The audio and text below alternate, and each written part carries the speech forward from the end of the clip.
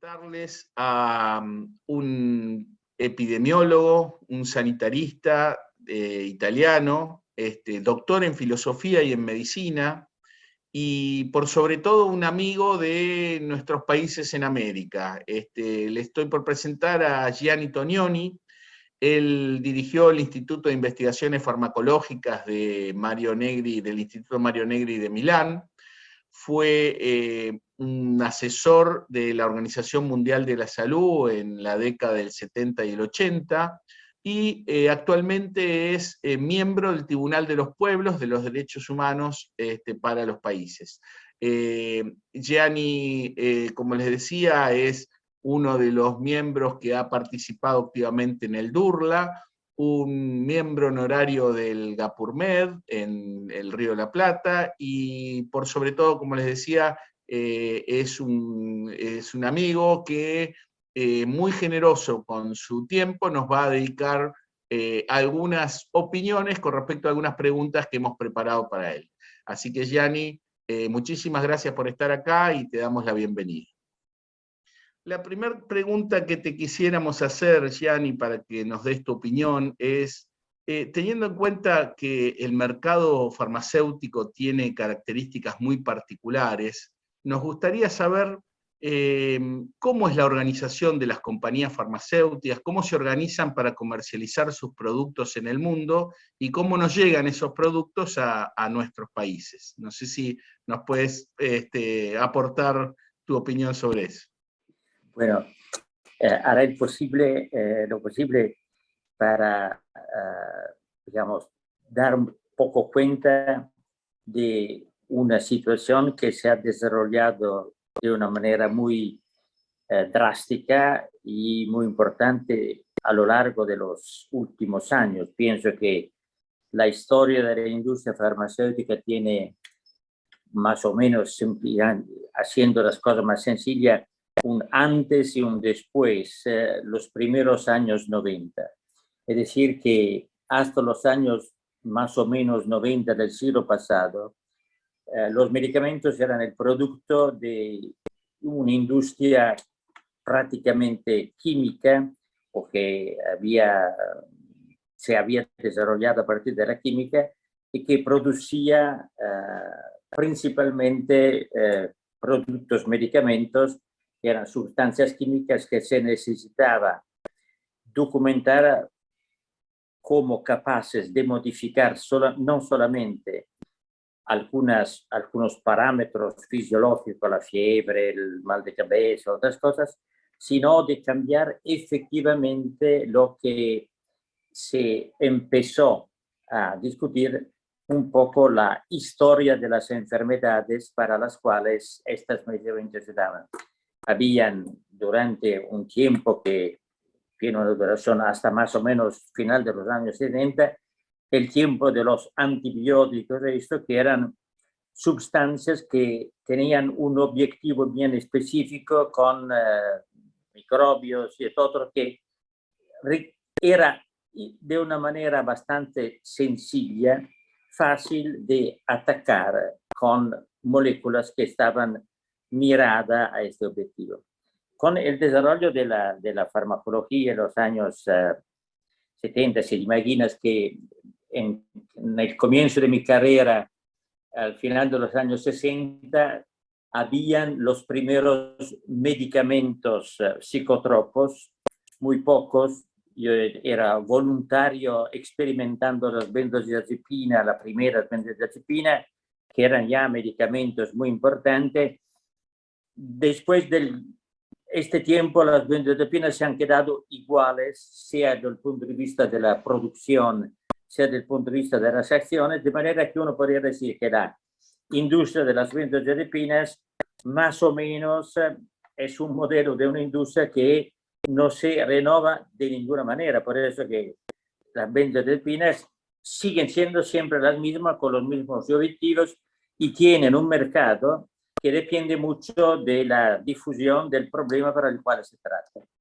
El cambio que ocurre es un cambio rápido cuando los primeros medicamentos importantes desde el punto de vista de la modificación digamos, del tratamiento de las enfermedades ocurren después de los psicofármacos con los antihipertensivos, algunos antidiabéticos y después toda la parte que, por ejemplo, se trata de la inclusión de los medicamentos para úlceras y todo eso. Lo digo por eso que pienso que hay un libro al tiempo que se modificó para dar la idea de la industria, que era cuando existía por la primera vez un medicamento como cimetidina, que era evidentemente una gran novedad de los años 70, por eso que permitía de controlar algo que parecía crónico. Entonces, después la historia se ha modificado, pero había este medicamento producido por una industria que a ese tiempo era una de las más grandes, sigue siendo más grande, que era Merck, y que daba la idea de un medicamento que efectivamente modificaba un poco el panorama. Por eso que trataba un problema muy, muy común para el cual no había una respuesta particular farmacológica y daba la idea de algo que era efectivamente innovador. Se pone la aplicación de la patente, no había una legislación formal y de repente, por la primera vez, de una manera en la historia de la industria farmacéutica, se descubre una otra industria que es GlaxoSmithKline, ahora SmithKline. Glaxo descubre otros medicamentos que era la ranitidina, que del punto de vista sustancial no es tan diferente del punto de vista eficaz, pero un libro que se hizo clásico en toda la historia de la relación medicamentos-mercados, que decía, había un libro que se ha publicado, cómo y por qué ranitidina de repente, frente a una acción más o menos igual, entra en el mercado y con el empuje del director de GlaxoSmithKline entra con un precio totalmente distinto da desmedida, no sé cuántas veces, con una intuición industrial, no tenía nada que ver con la farmacología, que dice, mira, el medicamento está entrando en el mercado la competición y la imagen son más importantes que la sustancia de las cosas en todos los mercados. Empieza digamos, lo que va a devenir el modelo económico de la industria farmacéutica. A este momento seguía siendo una industria más o menos tradicional. ¿Y cuál es el problema de la competición de la imagen? Es decir, que uno tiene que darle al medicamento, entro después en lo que se podría discutir más, pero para darle idea del tiempo que pasa, una vez que uno tiene un producto y le da un precio que es responsabilidad del productor, un precio mucho más grande, evidentemente el productor tiene el riesgo que el mercado rechace este medicamento y el producto cae, o le da un precio tan grande y lo propone como una novedad tan grande que el mercado transforma el costo más grande en una venta más grande. Eso es lo que ocurrió en este sector y que vino un capítulo clásico de la economía. La industria farmacéutica entra directamente, no tanto en la producción cuanto en la competición de algo. El fenómeno es tan grande que por la primera vez, al final de los años 80, 90, empieza la necesidad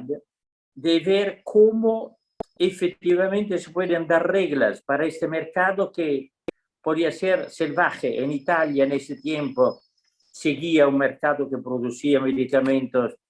no tan buenos o sin patentes, sin nada. Se establece a los comienzos de los años 90 una regla para decir que la industria debe producir medicamentos con reglas bien definidas para ser aceptada en un mercado que era dividido en ese tiempo. Había el mercado de Estados Unidos, no se podían dar medicamentos en Estados Unidos, sino no había una medicación que era experimentada en Estados Unidos o para pacientes de Estados Unidos. Europa era más permisiva, pero había un mercado que reflejaba, y eso es importante, la división del mercado global. Ahora no se llamaba global, el mercado mundial. Habían tres áreas: la área de Estados Unidos dominante, la área europea muy importante, por eso que había toda la parte de Inglaterra y Suiza, sobre todo, que eran protagonistas con una parte no tan importante de Alemania y de Francia, y Japón. Pero las reglas para poner estos medicamentos en el mercado, es decir, en el mercado significaba estar a disposición de una prescripción que llegaba a los pacientes a través de los sistemas de salud, que eran muy diferentes en Estados Unidos, en Europa, en Japón. De manera que se establecen que algunas reglas deben ser comunes, y ese es el pasaje segundo que implica con la International Council on Harmonization un acuerdo de los tres bloques de la industria para reconocer recíprocamente eso. Eso es la etapa que identifica una concentración que es paralela a lo que está pasando en otros sectores de la química, pero no solamente de la química. Está empezando la informática, y la informática sigue las mismas cosas, es decir, el pasaje de la investigación a una producción que pueda tener una difusión en el mercado mundial, sigue las reglas de todo lo que es el mercado efectivamente importante, que excluyeva los países en vía de desarrollo, como se llamaban a ese tiempo, en vía de subdesarrollo. Yo me acuerdo participando al grupo de la OMS de medicamentos esenciales en los años 70, había tan pocos medicamentos que al final uno decía, mira, con 200 medicamentos sirve para tratar todos. Ahora, los medicamentos que sirven para tratar todos los problemas comunes no son mucho más, pero el problema verdadero, lo que se ha modificado totalmente, es que el mercado se ha concentrado en todo lo que es efectivamente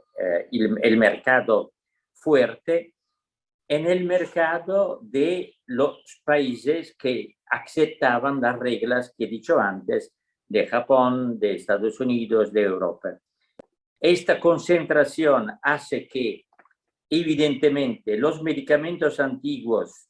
o que son desarrollados, ponemos, en los años 90, una vez que pasa el periodo del patente, devienen medicamentos genéricos que costan menos, y pero la industria que hace investigación invierte mucho más para desarrollar nuevos medicamentos con una necesidad de inversiones económicas que efectivamente son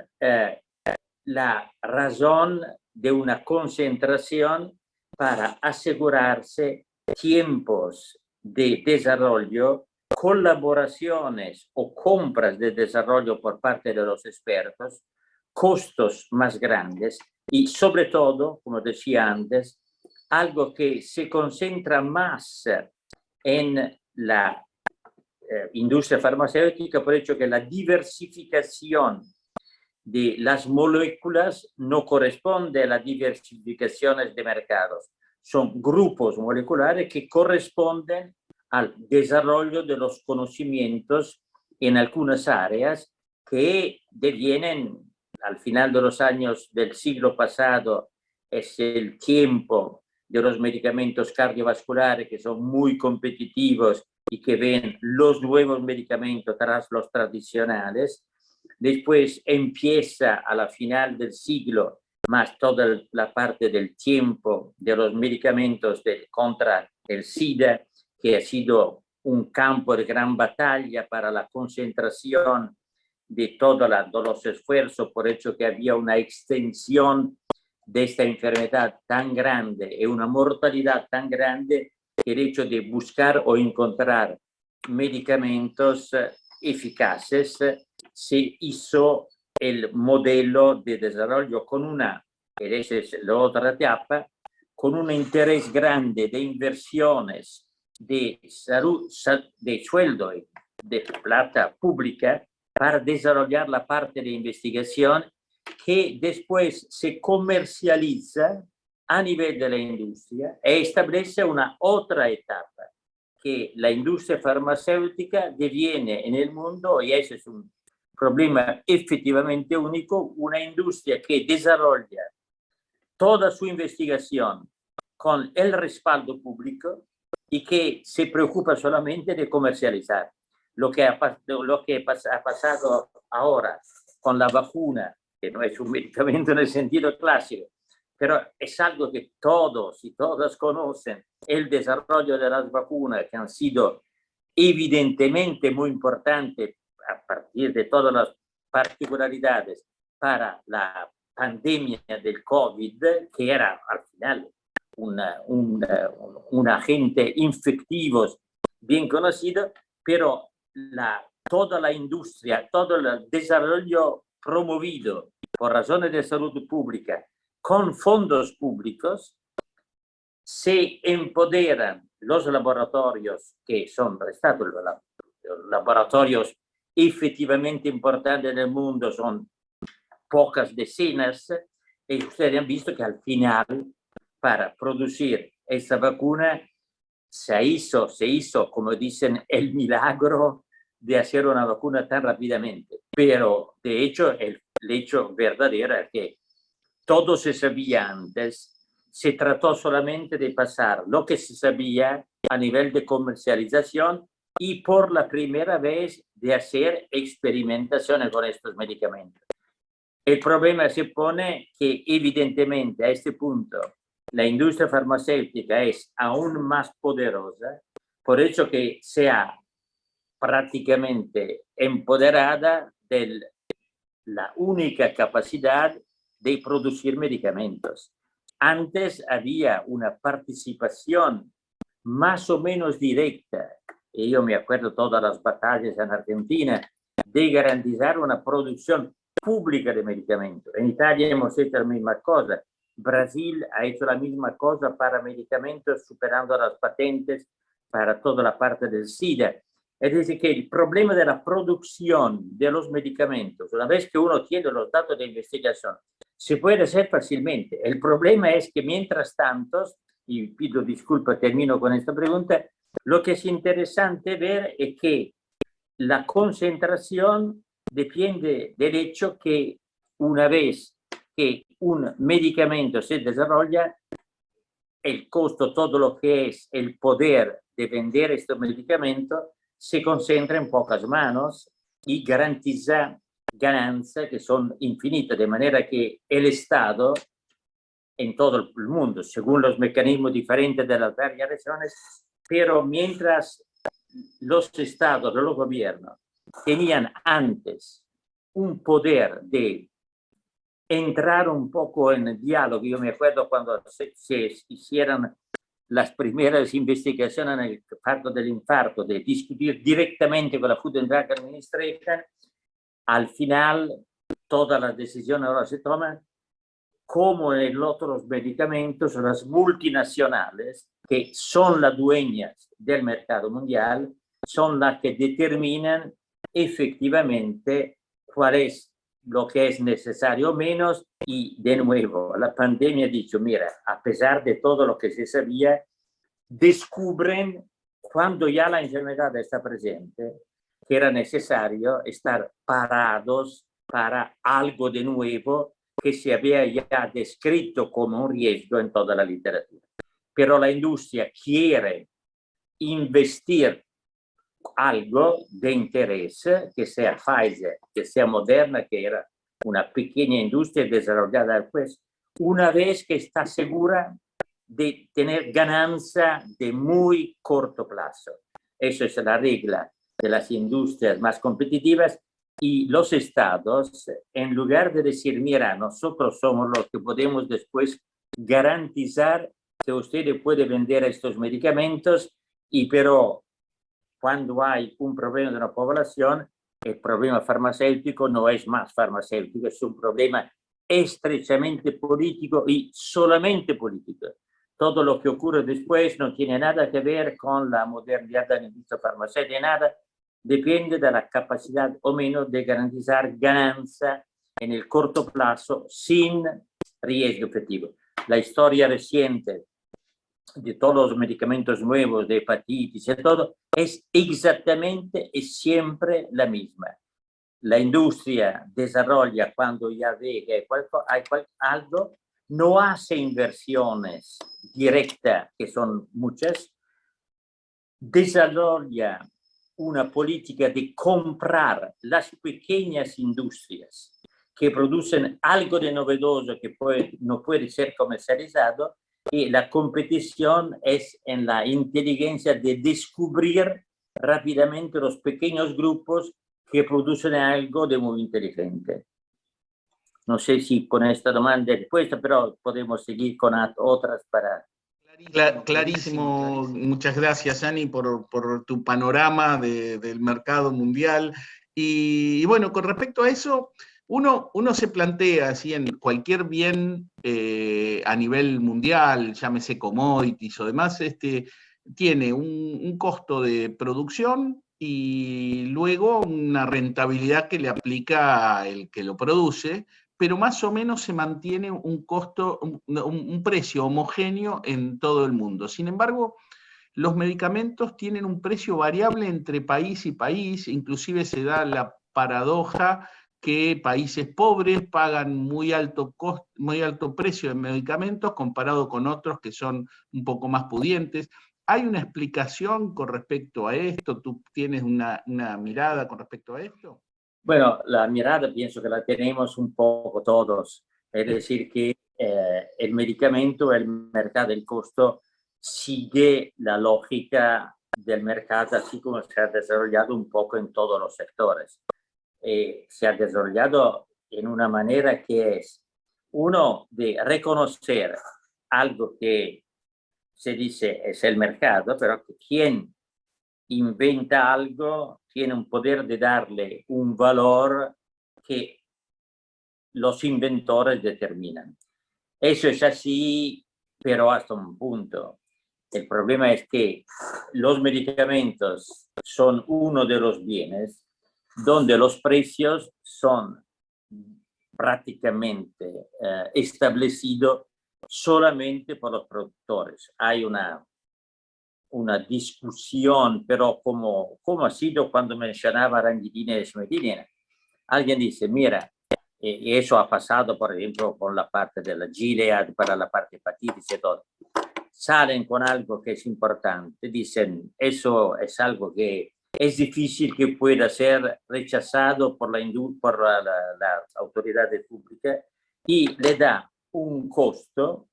que es prácticamente determinado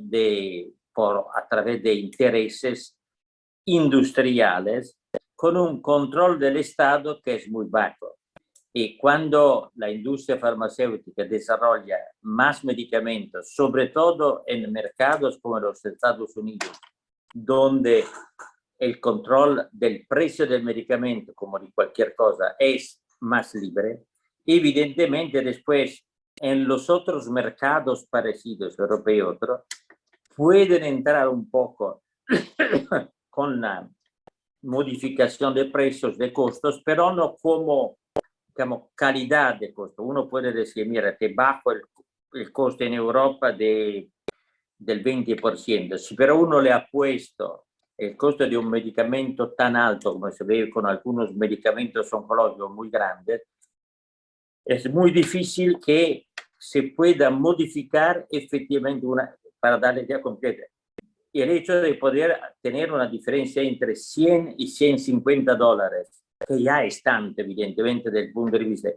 Y pero si uno impone como precio inicial nuevo, en lugar de 100, $1000, el juego es hecho. Dice, el precio de mercado es eso. Si quieren entrar en el mercado, 10 veces más. El problema, de nuevo, que se ha puesto con la vacuna es exactamente en este sentido. Es inútil repetir las cifras de ganancia de la industria farmacéutica con estas cosas que ha pasado, pero lo podemos repetir para otros medicamentos oncológicos y todo. El precio es algo que en su nudo central es establecido por la industria. Evidentemente eso implica una otra cosa, que el precio coincide con una transformación profunda del concepto mismo del rol del mercado del medicamento. El medicamento era, tiempos atrás, el modelo de un bien común, medicamentos esenciales de la Organización Mundial de la Salud. Una vez que este bien común llega al mercado con costos tan grandes, mientras las desigualdades económicas están, y todos lo reconocen, creciendo, evidentemente el medicamento, así como se dice, deviene un motivo de discriminación positiva programada. De nuevo, la pandemia, que es el resumen de todo eso, lo pone en evidencia de una manera que más clara no podría ser. Es decir, después de 2 años en cual tenemos vacunas, aún no se ha llegado a modificar por nada todo lo que es el mecanismo de pasaje de la producción a la distribución, tomando en cuenta el problema de la accesibilidad de los tantos países. Y el medicamento deviene la herramienta de discriminación positiva en el sentido de exclusión de los que no tienen plata en muchos países. Evidentemente, si la industria farmacéutica en un país deviene un nudo central de lo que es efectivamente el poder político en salud, la industria farmacéutica, y Argentina, ustedes lo conocen mejor que yo, evidentemente se ha traducido en un poder económico muy importante que puede determinar modificaciones también de los costos según intereses más generales. Si el Estado quiere ganar más, las tasas, es decir, el medicamento traducido en algo que no es más un bien de salud, sino un bien con el cual hacer política, le puede pasar todo, como las armas o como no importa qué. La diversidad en la lucha de las vacunas, Argentina, con toda la parte de Sputnik, no Sputnik, combinación de vacunas, es decir, que la historia da la idea de un mercado que de un lado uno lo podría llamar salvaje, o del otro lado lo puede decir, mira, es efectivamente un mercado. Los dueños del mercado hacen lo que quieren y los políticos obedecen. Eso es un poco el problema del costo. Como una variante más que no podemos discutir, pero que todos saben, todos conocimos, es que cuando un producto entra en el mercado financiero, el salto grande de ganancia es cuando uno pone la novedad en el mercado de las bolsas de Nueva York y todo, de manera, como se ha dicho, que Pfizer solamente con las ganancias de bolsa había ganado ya más de la inversión prácticamente en 2 semanas, no años, para dar la idea que la finanza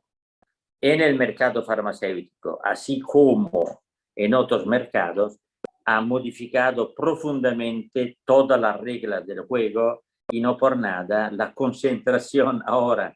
de la riqueza y pero sobre todo de la capacidad de modificar los equilibrios económicos financieros se ha traducido en una concentración de los pocos ricos por el hecho que son los que después cruzan también sus intereses a nivel financiero y dejan la solución de los problemas al desarrollo más o menos salvaje, es decir, del mercado, con una característica que es una de las cosas, según mi opinión, más culturalmente dramática del punto de vista de la concepción, es que todo este sistema es un sistema protegido por expresiones de cuidado de la propiedad, de la confidencialidad industrial y todo. Es decir, el mercado farmacéutico, no solo farmacéutico significa hoy todo lo que se produce, también el diagnóstico en este sector con la genética, todo lo que toca la vida, en lugar de ser el lugar de más transparencia, es un lugar de la máxima no transparencia, opacidad, aún entre países. Es impresionante ver cómo, con todo lo que se gasta en medicamento, aún ahora en la pandemia, cuando se pide qué ha pasado en un país en el otro, el hecho de distinguir lo que ha pasado en términos de salud o lo que ha pasado por el hecho que un país tiene problemas más de economía de desigualdad y no puede garantizar la accesibilidad, da la idea que se habla de medicamentos como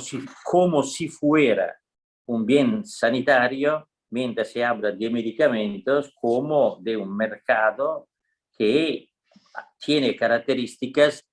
más competitivas y con menos ética de todos los otros mercados, por el hecho que está más vinculado al destino directo de lo que ocurre a las personas. El mercado siempre es así, pero la proximidad del impacto de reglas de mercado aplicada al medicamento, al diagnóstico que tiene las tecnologías y todo, a la vida de salud, es una cosa que uno puede averiguar en todos los lugares, en Italia, como en Argentina, sin hablar de cuando uno entra después en enfermedades raras, donde todo lo que se está publicando aún en los periódicos importantes, recién Nature ha hecho un número muy importante sobre el cáncer, se da a ver que cada capítulo que toca todas las novedades farmacéuticas se traduce en un capítulo que documenta uno de los mecanismos de desigualdad económica para los medicamentos. Y eso se habla normalmente como si fuera la normalidad, a pesar que el outcome de estas cosas son muertos vivos de personas, pero por el hecho que ahora en Europa está de moda la guerra, el mercado farmacéutico es una guerra que está difundida y, como se dice, en la guerra la primera víctima es la verdad. Y en ese sentido, en la guerra de la salud, los medicamentos que son, digamos, la mercadería, el bien más visible que llega más próximo a la gente, es donde se ven más directamente todas estas consecuencias. Perfecto, muchísimas gracias por tu respuesta. Y justamente con respecto a esto último que decías, el precio de los medicamentos ha incrementado a lo largo de las décadas, e inclusive, por ejemplo, me acuerdo algunos precios de comercialización de los primeros monoclonales, como rituximab,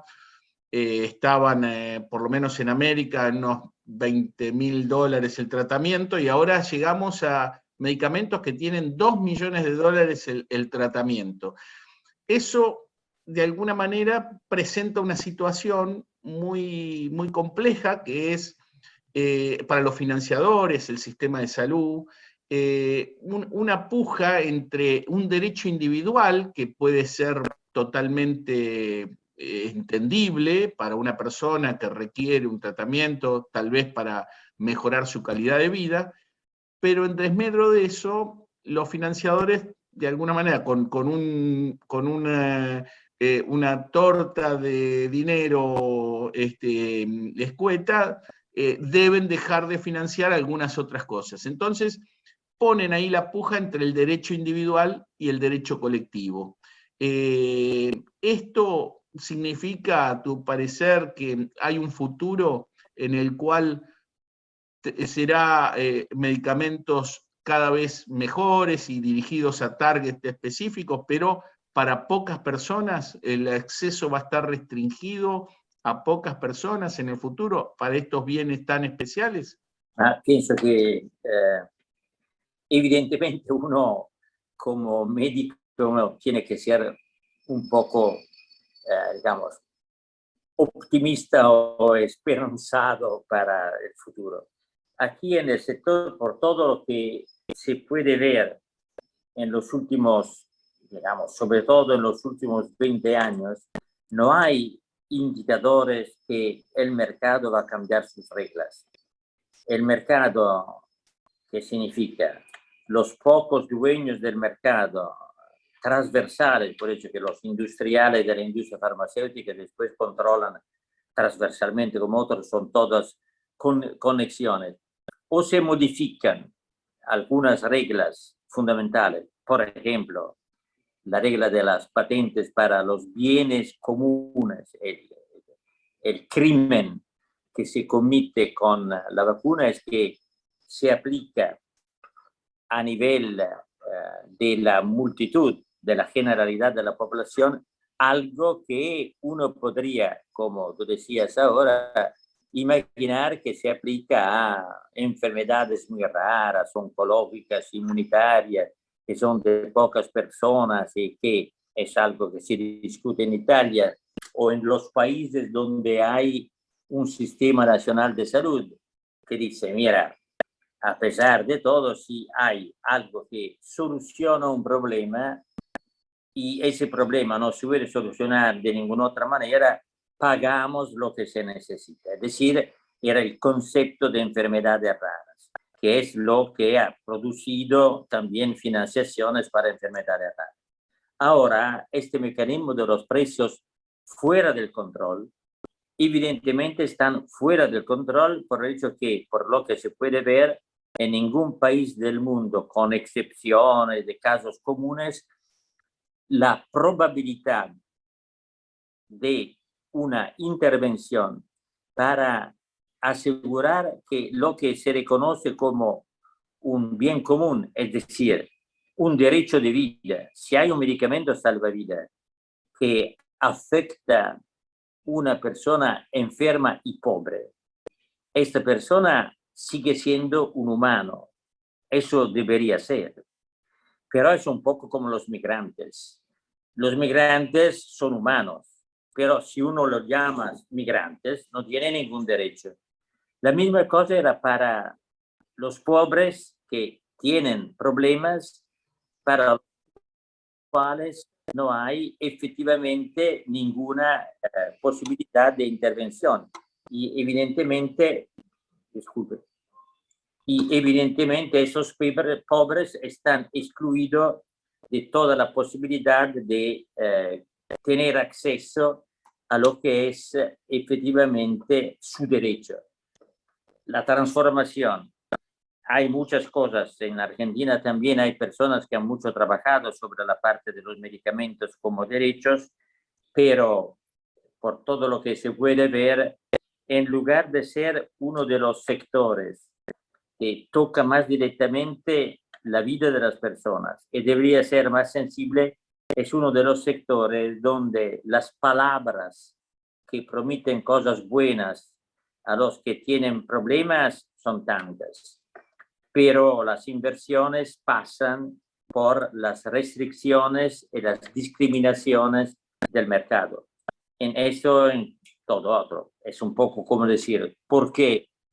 los niños que son pobres no pueden tener, si son inteligentes, el derecho a una formación como los otros? La misma cosa acá con los enfermos. Es evidente, y las últimas estadísticas que se ven en la literatura, si uno ve siempre en estos números especiales, que es interesante, dedicado por Science, Nature, por ejemplo, al futuro que es modelo de las enfermedades como el cáncer, y donde se ve que es necesario discutir las cosas aclarando de una manera fundamental. Mira que estamos hablando de los países ricos. Después, otro capítulo, países de middle low income countries, el LMNC. Los acrónimos dividen el mundo. Los países que son de ingresos mediano-bajo pertenecen a otro mundo. Y para estos países no hay expectativa por parte de la industria, aunque los datos tanto son allá. Se sabe que si en un país, en el campo oncológico, los medicamentos de segunda y aún menos de tercera generación no son disponibles, por eso que son caros, significa que estas personas tienen como destino el hecho de morir. Punto.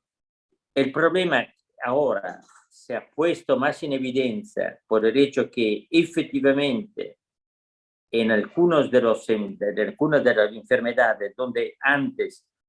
el rol salvavidas de los medicamentos se podía discutir, ahora eso ocurre y los medicamentos coinciden efectivamente con una de las tantas discriminaciones. El problema de las democracias en este sentido es un problema muy crítico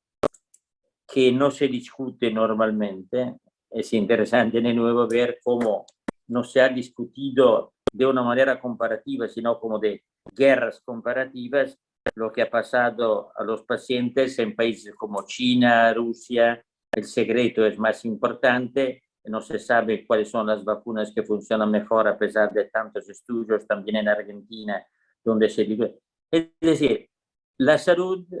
encuentra en los medicamentos su indicador de ser un indicador de civilización, no de progreso o de sociedad, sino de cuánto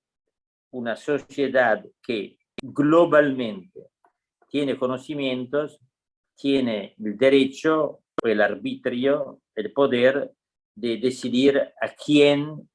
deben llegar los nuevos conocimientos. El medicamento es un modelo perfecto para poder documentar, pero es por eso que los estudios que puedan comparar la sobrevida de las personas a través de los continentes son muy, muy pocos. Todos hablan de los big data, de la informática, de todo que puede permitir una comparación, pero si usted ve de todos estos problemas que ponen el precio como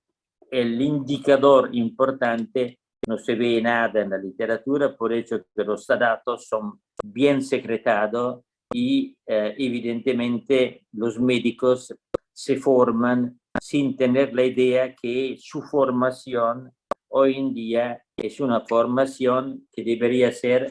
consciente de ser responsable no solamente de los pacientes, sino de los ciudadanos, es decir, del mercado que regla un poco las vidas de nuestras sociedades. Bueno, Gianni, te agradezco muchísimo, ha sido sumamente claro, no quiero abusar de tu tiempo y te agradezco en nombre de todos. Bueno, esperemos verte pronto por aquí y te mando un abrazo muy fuerte a la distancia.